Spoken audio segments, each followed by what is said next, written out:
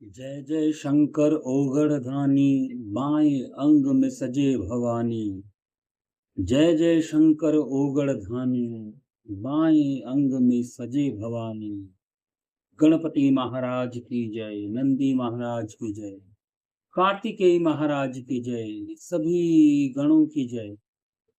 ओम सत्य सनातन धर्म की जय। सभी का एक बार फिर स्वागत। शिव पुराण जो महात्म्य चल रहा है उसमें हमारा सती प्रकरण चल रहा है। सती प्रकरण में आज हमारा 10वां अध्याय पूर्ण हो चुके हैं, नहीं 12 अध्याय पूर्ण हो चुके हैं और आज 13 अध्याय आरंभ होगा। ब्रह्मा जी की आज्ञा से दक्ष द्वारा मैथुनी सृष्टि का आरंभ अपने पुत्र हर्यश्व और शवलाश्व की निवृत्ति मार्ग में भेजने के कारण दक्ष का नारद को शाप देना। ब्रह्मा जी कहते हैं, नारद प्रजापति दक्ष अपने आश्रम पर जाकर मेरी आज्ञा पा हर्ष भरे मन से नाना प्रकार की मानसिक सृष्टि आरंभ करने लगे।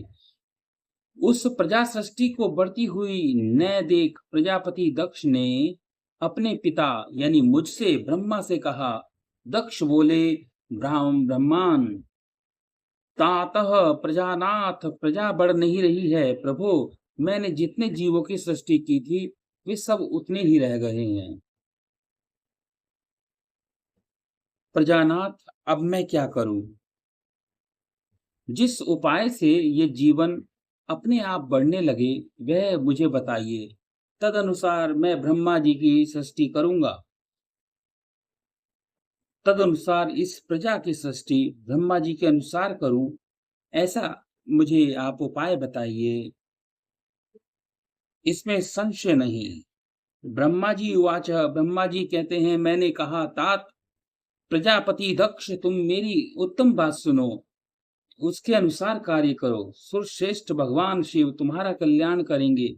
प्रजेश प्रजापति पंचजन वीरण की जो परम सुंदरी पुत्री अक्सिनी है उससे तुम पत्नी रूप में ग्रहण करो। स्त्री के साथ मैथुन धर्म का आश्रय लो। तुम पुनः इस प्रजा सर्ग को बढ़ाओ। अक्सिनी जैसी कामिनी के गर्भ से तुम बहुत सी संतानें उत्पन्न कर सकोगे। तदंतर मैथुन धर्म से प्रजा की उत्पत्ति करने के उद्देश्य से प्रजापति दक्ष ने मेरी आज्ञा के अनुसार वीरण प्रजापति की पुत्री के साथ विवाह किया। अपनी पत्नी वीरिणी के गर्भ से प्रजापति दक्ष ने 10,000 पुत्र उत्पन्न किए जो हर्यश्व कहलाए। मुने वे सब के सब पुत्र समान धर्म का आचरण करने वाले हुए। पिता की भक्ति में तत्पर रहकर वे सदा वैदिक मार्ग पर ही चलते रहे। एक समय पिता ने उन्हें प्रजा की सृष्टि का आदेश दिया। तब से वे सभी दक्षायण नामधारी पुत्र सृष्टि के उद्देश्य से तपस्या करने लगे। पश्चिम दिशा की ओर गए, वहां नारायण सर नामक परम पावन तीर्थ है, जहां दिव्य सिंधु नदी और समुद्र का संगम हुआ है। उस तीर्थ जल का ही निकट से स्पर्श करते उनका अंतःकरण शुद्ध एवं ज्ञान से संपन्न हो गया। उनकी आंतरिक मल राशि धुल गई। वे परम हंस धर्म में स्थित हो गए। दक्ष के सभी पुत्र पिता के आदेश में बंधे हुए थे, अतः मन को सुस्थिर करके प्रजा की वृद्धि के लिए वहां तप करने लगे। वे सभी सत्पुरुषों में श्रेष्ठ थे। नारद, जब तुम्हें पता लगा कि हरीश्वरगण सृष्टि के लिए तपस्या कर रहे हैं, तब भगवान लक्ष्मीपति के हार्दिक अभिप्राय को जानकर तुम उनके पास गए और आदर पूर्वक ये बोले, दक्ष पुत्र हरीश्वरगण, तुम लोग पृथ्वी का अंत देखे बिना सृष्टि रचना करने के लिए कैसे उद्यत हो गए? ब्रह्मा जी कहते हैं, नारद, हरीश्वर आलस्य से दूर रहने वाले थे और जन्म काल से ही बड़े बुद्धिमान थे। वे सबके सब तुम्हारे उपयुक्त कथन वचन को सुनकर स्वयं उस पर विचार करने लगे। उन्होंने यह विचार किया कि जो उत्तम शास्त्र रूपी पिता के निवृत्ति परक आदेश को नहीं समझता, वह केवल रज आदि गुणों पर विश्वास करने वाला पुरुष सृष्टि निर्माण का कार्य कैसे आरंभ कर सकता है? ऐसा निश्चय करके वे उत्तम बुद्धि और एक चित्त वाले दक्ष कुमार को नारद को प्रणाम करके उनकी परिक्रमा करके ऐसे पथ पर चले गए जहां जाकर कोई विकास नहीं लौटता। नारद, तुम भगवान शंकर के मन हो और मुने, तुम समस्त लोकों में अकेले विचरा करते हो। तुम्हारे मन में कोई विकार नहीं है, क्योंकि तुम सदा महेश्वर की मनोवृत्ति के अनुसार ही कार्य करते हो। जब बहुत समय बीत गया, तब मेरे पुत्र दक्ष प्रजापति को यह पता लगा कि मेरे सभी पुत्र नारद से शिक्षा पाकर नष्ट हो गए हैं, मेरे हाथ से निकल गए हैं। इससे उन्हें बड़ा दुख हुआ। वे बार-बार कहने लगे, उत्तम संतानों का पिता होना शोक का ही स्थान है, क्योंकि श्रेष्ठ पुत्रों के बिछड़ जाने से पिता को बड़ा कष्ट होता है। शिव की माया से मोहित उन्होंने होने से दक्ष को पुत्र वियोग के कारण बहुत शोक होने लगा। तब मैंने आकर अपने बेटे दक्ष को बड़े प्रेम से समझाया और सांत्वना दी। देव का विधान प्रबल होता है इत्यादि बातें बताकर उनके मन को शांत किया। मेरे सांत्वना देने पर दक्ष पुनः पंचजन कन्या अक्सिनी के गर्भ से शबलाश्व नाम के एक सहस्र पुत्र उत्पन्न किए। पिता का आदेश पाकर वे पुत्र भी प्रजा सृष्टि के लिए दृढ़ता पूर्वक प्रतिज्ञा पालन करने का नियम ले उसी स्थान पर गए जहां उनके उनके सिद्धि को प्राप्त हुए बड़े भाई गए थे। नारायण सरोवर के जल का स्पर्श होने मात्र से उनके सारे पाप नष्ट हो गए। अंतःकरण में शुद्धता आ गई और उत्तम व्रत के पालक शबलाशु ब्रह्म प्रणव का जप करने लगे। वहां बड़ी भारी तपस्या करने लगे। उन्हें प्रजा सृष्टि के लिए उद्यत ज्ञान तुम पुनः पहले की ही भांति ईश्वरीय गति का स्मरण करते हुए उनके पास गए और वही बात कहने लगे जो उनके भाई पहले से कह चुके थे। मुने, तुम्हारा दर्शन अमोघ है, इसलिए तुमने उनको भी भाइयों का ही मार्ग दिखाया। अतएव भाइयों का ही मार्ग दिखाया, वे भाई भी पथ पर ऊर्ध्व गति को प्राप्त हुए। उसी समय प्रजापति दक्ष को बहुत से उत्पात दिखाई दिए। इससे मेरे पुत्र दक्ष को बड़ा विस्मय हुआ। वे मन ही मन बहुत दुखी होने लगे, व्याकुल हो गए। मन ही मन दुखी हुए, व्याकुल हुए। फिर उन्होंने पूर्ववत तुम्हारी ही करतूत से अपनी पुत्रों का नाश हुआ सुना।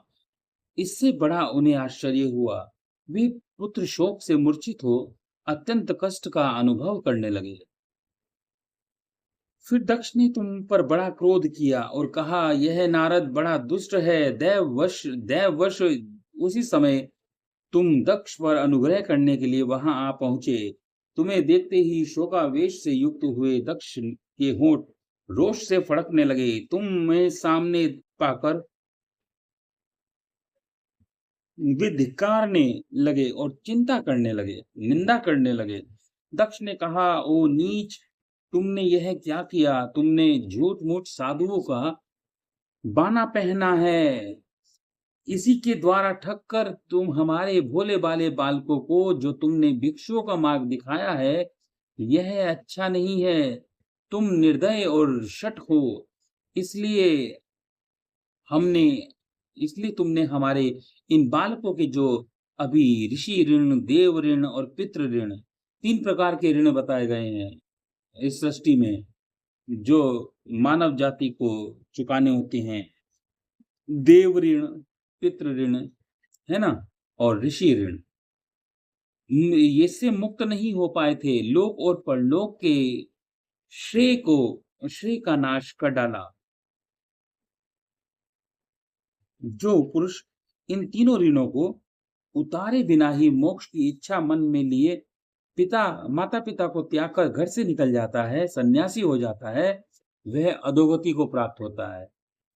आप देखिए कितनी अच्छी इसमें जो डेफिनिशन है सन्यास की डेफिनिशन क्या है? सन्यास का मतलब ये नहीं कि अपना घर-बार छोड़कर हम जंगलों में निकल जाएँ और अपने जो हमारे कर्तव्य हैं, जो हमारे दायित्व हैं, उन दायित्वों को छोड़ दें। तो ऐसा व्यक्ति जो है कभी मोक्ष नहीं पाता, वो अधोगति को प्राप्त होता है। जो अपने परिवार में रहकर सन्यासी की जो डेफिनेशन है, मेरे शब्दों में वह है स प्लस न्यास, जो अपने न्यास के अंतर्गत है, उससे बड़ा सन्यासी कोई नहीं है। जो अपने दायित्वों को समझता है, दायित्वों का निर्वहन करता है, उससे बड़ा सन्यासी कोई नहीं है। दायित्वों का निर्वहन करता है, माता का ऋण जो मातृ ऋण है, देव ऋण है, पितृ ऋण है, इनको चुकाता है, ऋषि ऋण है, उनको चुकाता है और उनकी सेवा करता है, उससे बड़ा सन्यास कोई नहीं है। ईश्वर तो आगे वह कहने लगे जो सन्यासी हो जाता है वह अधोगति को प्राप्त होता है। तुम निर्दय और बड़े निर्लज हो, बच्चों की बुद्धि में भेद पैदा करने वाले हो और अपने सुयश को स्वयं ही नष्ट कर रहे हो। मूढ़मते, तुम भगवान विष्णु के पार्षदों में व्यर्थ ही घूमते फिरते रहते हो। अधमाधम, तुमने बारंबार मेरा अमंगल किया है, अतः आज से तीनों लोकों में विचरते हुए तुम्हारा पैर कहीं स्थिर नहीं रहेगा अथवा कहीं भी तुम्हें ठहरने के लिए सुस्थिर ठोस ठिकाना नहीं मिलेगा। नारद, यद्यपि तुम साधु पुरुषों द्वारा सम्मानित हो, तथापि उस समय दक्ष ने शोकवश तुम्हें ऐसा शाप दे दिया। वे ईश्वर की इच्छा को नहीं समझ सके। शिव की माया ने उन्हें अत्यंत मोहित कर दिया था। मुने, तुम उस शाप को चुपचाप ग्रहण कर लिया और अपने चित्त में विकार नहीं आने दिया। यही ब्रह्म भाव है। ईश्वर कोटि के महात्मा पुरुष स्वयं शाप को मिटा देने में समर्थ होने पर भी उसे सह लेते हैं। इति श्री रेवाखंडे शिव महात्मय पुराण नाम रुद्र संहिता द्वितीय अध्याय सती खंड त्रयोदश अध्याय संपूर्ण। बोल शंकर भगवान की जय। बोल महादेव की जय। बोल गोरा पार्वती माता की जय। बोल सकल समाज की जय। सभी संत समाज की जय। गंगा मैया की जय। नर्मदा मैया की जय। गीता माता की जय। ओम नमः शिवाय। नमः शिवाय। नमः शिवाय। ओम नमः शिवाय। नमः शिवाय।